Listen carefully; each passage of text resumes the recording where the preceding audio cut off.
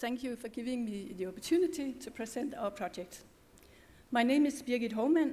I work as an occupational therapist and ALS counselor, and the project I will present is called Well-Being and Care Burden of Close Relatives to Persons with ALS-FTD from a Rehabilitation Perspective. Yes. I work at the National Rehabilitation for Neuromuscular Diseases in Denmark, and we have two departments, one in Aarhus and one in Copenhagen. This slide is a rather important one because it shows some of the actors who might be involved during the course of the disease. In the middle you have the patients and the relative. On the left side you have the regional actors, and on the right side you have the local actors, and in the middle you have the patient's organization. It's quite a lot, but sometimes there can be many more. The rehabilitation center, coordinates the rehabilitation and care of patients with ALS. We visit the patients in their homes, and our interventions involve the entire family. We use WHO's definition of rehabilitation, to which we have added that rehabilitation is based on the person's entire life situation and decisions, and it consists of coordinated, coherent, and knowledge-based information. And then some facts about Denmark. In Denmark, we are 5.6 million people. Approximately 150 new patients are referred from neurology departments each year. In total, we are in contact with some 400 patients, and that includes patients in non-invasive and invasive ventilation treatment. We estimate that 32 to 45% have or will develop behavior FTD or FTD. From our home visits and relatives networks, we know that ALS is a burden and it causes problems. But we also know that the combination of ALS and FTD causes other and more complicated problems.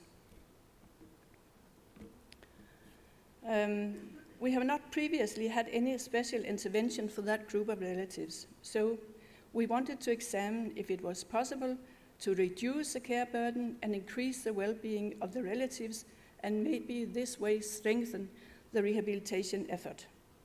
This was to be done through information, dialogue, and education. We included families who had been in contact with a rehabilitation center. Spouses or partners to patients referred to us from the neurologist described as having FTD or FTD-like symptoms. Spouses or partners who were willing to participate in interviews and who had given informed consent. The first thing we did was to visit the patients in their homes. From January 2016 until September, I and one of my colleagues interviewed 15 couples, of which 13 met the project's inclusion criteria. This slide showed the age and sex of patients and relatives. We began our visit with a small talk, and the families told us how they were doing right now. This way we got a feeling of the household dynamics. After that, we split up in each our room. My colleagues spoke or wrote with the patient, and I interviewed the spouse. And for the patient, we used the ALS Functional Rating Scale, which can give a picture of the physical problems, and the Edinburgh Cognitive and Behavior ALS Screen, ECAS, the patient part, to learn about language and cognitive problems. For the relatives, I used the ALS-FTD which is 25 questions for the relative about changes in behavior over time. I also used the Sarit burden interview with 22 questions relating to different burden domains. Finally, I used WHO's well-being index with 5 questions. The relatives filled in the questionnaire themselves. I was only there to answer questions. When we have completed the interviews, we had a good picture of the patient, how the relatives were coping, and the household's dynamics. It was striking how different the patients were and how the relatives felt the burden. The questions to the relatives resulted in a lot of talk. The relatives told many stories from their everyday lives, often stories that no one had heard before, because they were associated with shame, guilt, and anger. After 2 weeks of reflection, we made a phone call to the relatives and asked them to identify 5 problems they wanted help with. If it was difficult for them, I tried to make suggestions based on the questionnaires and my experience with other families. Here are some examples of intervention areas concerning information, education, support, and good advice.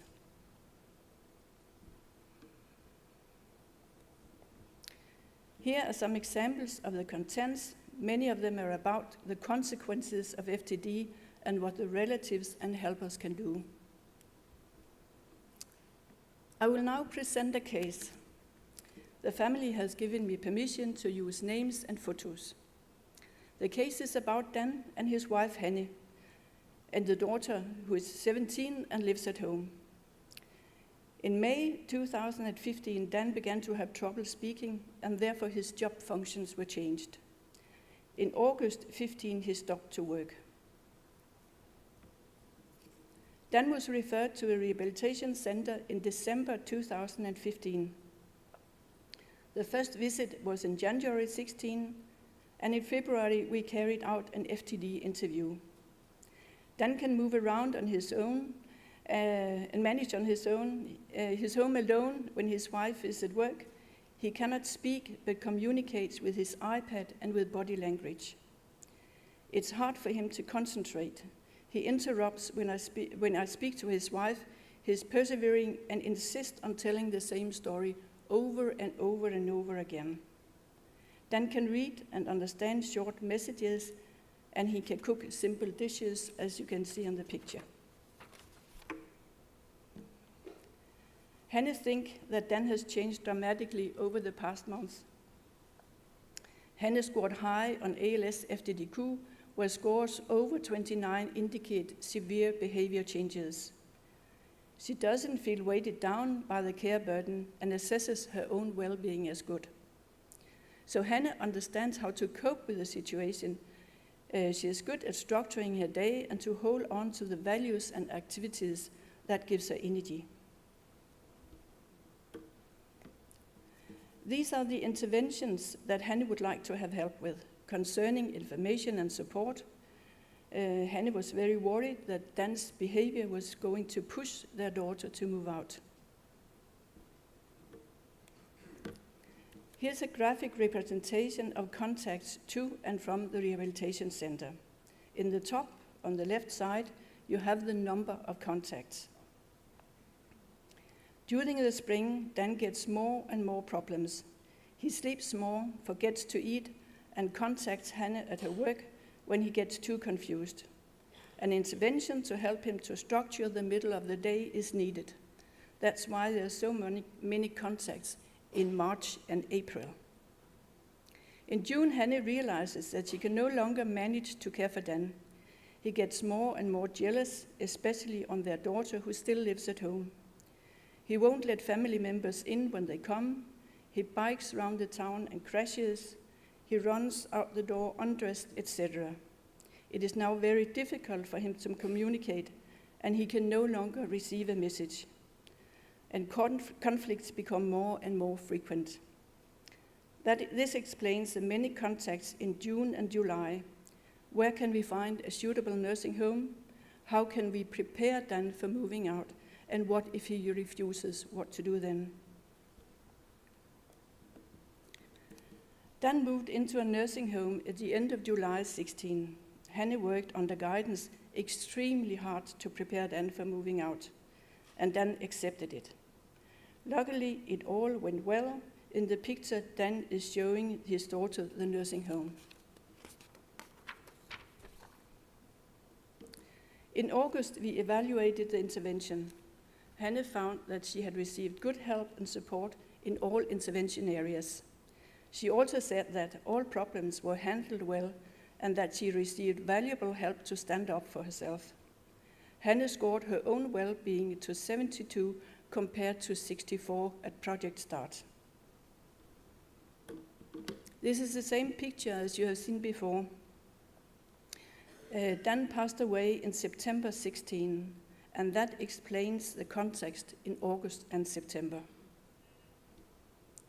So, is it possible to relieve the care burden and increase well-being for the relatives? In the majority of cases, we succeeded in relieving the relatives of the care burden in the intervention areas. If we look at their own well-being, it tends to increase, but there are many factors to account for. It can be a sudden progress in the ALS-FTD disease. Maybe the patient dies, the spouse or child becomes sick. There can be many factors that make an influence. So, we asked the relatives what had been most valuable in the project. Everyone answered that it was great to be heard and to be able to sit in their own home and tell about their daily lives without having to filter information or being especially considerate, and that they felt listened to and understood. The relatives appreciated the information about FTD. When the whole family was informed, it was possible to plan ahead together. Finally, they liked that I was there and could answer the questions right away.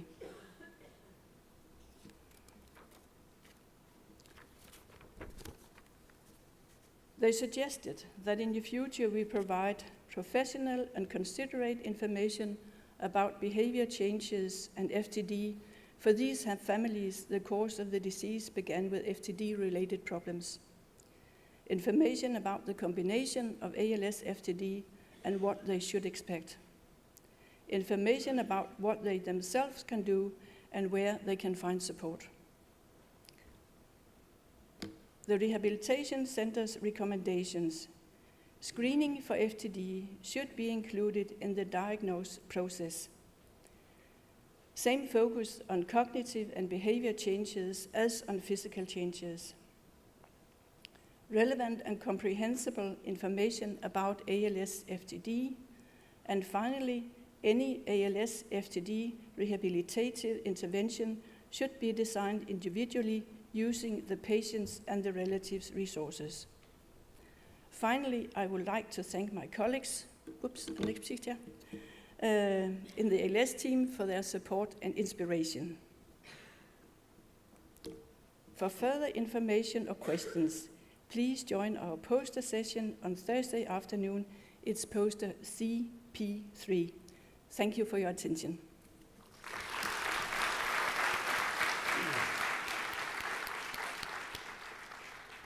Thank you. Right, do we have questions? Yeah, I've got one in the middle here. Hi, my name's Malabika Ghosh. I work as an occupational therapist at the M&D Care and Research Center in Preston. Wonderful presentation, an area that I'm extremely interested in. You mentioned in your slide that the incidence of M&D FTD in your population was quite high. Steve's smiling. It's quite high as compared to what we found in our settings. Is it because you are specifically looking for FTD, or is it, can you explain high numbers, 45% of all ALS patients with FTD? We must say it's approximately. That we have no facts, but we think it's in that area. Because as an occupational therapist, you find out the problems when you have to instruct the patients in doing technical aids, especially the cognitive problems. And many of us have found out that the speech, they they reduce their language, they use few words, and it might not be because they can't physically speak. It might be because they are simply they have problems in the temporal part of their brain. That's right. So the second part of my question is, which part of the intervention with the patient did you find particularly helpful towards reducing the carer burden? I will say it's very important to take care of the patients, and we have a system in Denmark that does that. But we have to take care of the relatives, because if they don't understand why the patient acts like he do, then you have great problems. So you have to be aware of the patient, the relative's reaction, and take care of them and explain he's doing this because he can't do anything else. It's not because he don't want. It's not because he is angry. It's because he simply can't do it. Okay. Any other questions? Okay, one down here. Rebecca Axline from Houston. Excellent presentation. 2 questions real quick. Do you do any neuropsychological testing during your diagnostic process? I know it's not a standard of care everywhere, but to get a baseline? As a matter of fact, the rehabilitation center doesn't make diagnoses. We get them from the neurological departments. So when we get the patients, they got a diagnosis.